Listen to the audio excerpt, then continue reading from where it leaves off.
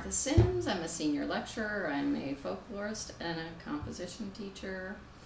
And I don't like interviews.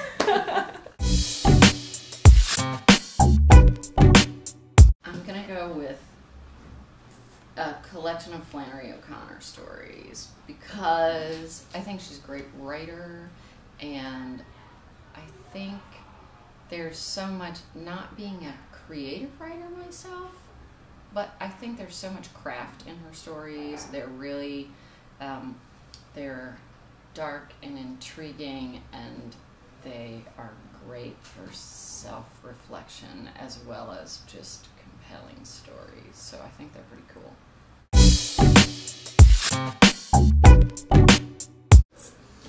Well, since I've just been grading papers and seeing how few students actually respond to the feedback that I provide them, that I painstakingly go through their drafts and provide them, I feel like Slacker is really tough. But overachievers are hard too, because sometimes you can't make them slow down and think.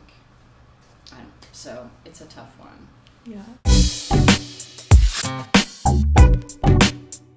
I think the fact that I can't make up my mind about what I like most in the world is what made me decide that folklore was really cool, because I can do so many different things, because it can be about food, it can be about music, it can be about art, it can be about stories and literature, and so I didn't have to choose.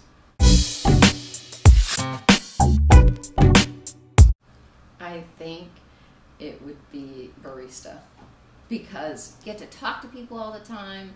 There's geeky people, there's intellectuals, there's kids who are, gamers, there's people who get together and do crossword puzzles, and I don't know, it just would be entertaining. And I like the pretty designs on top of the coffee. If it's 500 pages of, say,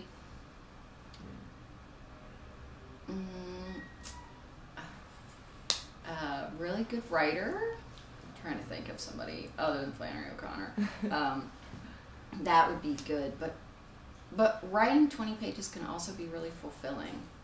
So I'm in the either or category. I really don't like hot weather, and I really,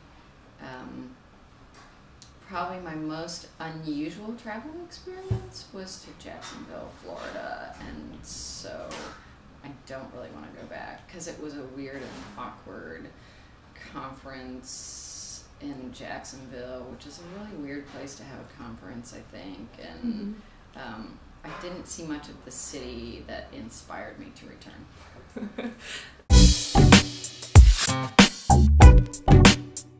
I think that students actually contribute to its success. I think the variety of students, the fact that it's a large school, that there's so many different kinds of students, that everyone has different passions and interests, really makes it exciting, and those students draw people, faculty, and other students, that make it a much more engaging place just because of the diversity.